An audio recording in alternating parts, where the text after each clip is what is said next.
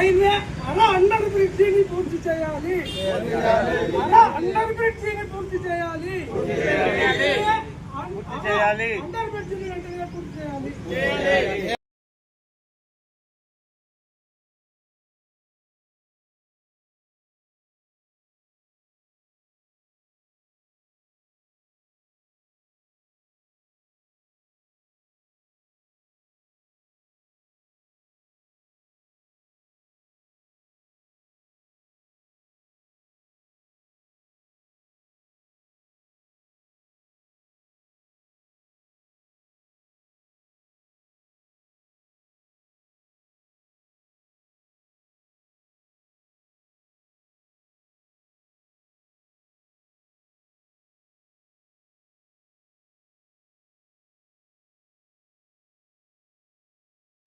కడప నగరం ఎర్రముక్కపల్లి వద్ద ఉన్న రైల్వే అండర్ బ్రిడ్జ్ నిర్మాణాన్ని పూర్తి చేసేందుకు అవసరమైనటువంటి నిధులు కేటాయించాలని డిమాండ్ చేస్తూ సిపిఎం పార్టీ ఆధ్వర్యంలో అన్ని రాజకీయ పార్టీలు, ప్రజా సంఘాలు, స్థానిక ప్రజలతో కలిసి రౌండ్ టేబుల్ సమావేశం నిర్వహించాం.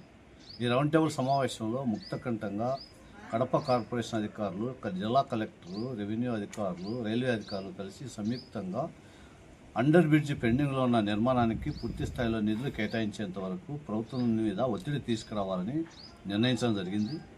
ఎందుకంటే గత 3 సంవత్సరాలుగా 4 సంవత్సరాలుగా పాలకులేమో అనేక రకాల ఇబ్బందులు పడుతుంటే బ్రిడ్జి నిర్మాణానికి ఇటువైపు ఏమో పూర్తి చేశారు, అటువైపు నిర్మాణాన్ని విశ్వనాథపురం వైపు పెండింగ్ పెట్టారు.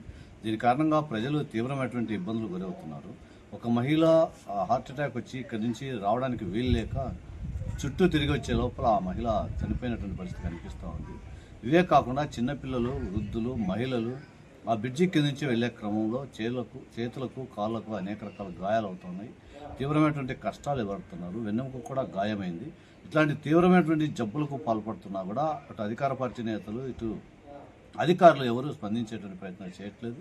అందుకే మేము అడుగుతున్నాం, కార్పొరేషన్ అధికారులు, కమిషనర్ గారు ఈరోజు అజెండాలో అంశం పొందుపరిచినట్టు తెలిసింది నెంబర్ 3 పాయింట్గా. కానీ మేము ఒకటే అడగదలుచుకున్నాం, మీరు అక్కడ తీర్మానాన్ని అమలులోకి తీసుకురావడం కోసం ప్రయత్నం చేయాలి. పెండింగ్లో ఉన్నటువంటి 3.5 కోట్ల రూపాయల నిధులు తక్షణమే మంజూరు చేయాలి.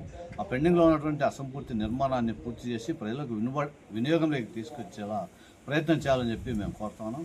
ఆ రకంగా చేయని పక్షంలో అన్ని రాజకీయ పార్టీలు, ప్రజా సంఘాలు కలిసి మేయర్ని, జిల్లా కలెక్టర్ని, ఇన్ఛార్జ్ మినిస్టర్ని, స్థానిక ఎమ్మెల్యేలని వీళ్ళందరినీ కలిసి వీళ్ళందరూ పరిష్కారం కాకపోతే చివరికి ఎంపీ దృష్టికి కూడా ఈ సమస్యను తీసుకెళ్లి వినతి పత్రాలు ఇవ్వాలని చెప్పి అనుకున్నాం. అప్పుడు కూడా సమస్య పరిష్కారం కాకపోతే ప్రజానీకంతో పెద్ద ప్రజా ఉద్యమాన్ని నిర్మించడానికి అన్ని రాజకీయ పార్టీలు ముందుకొచ్చాయి.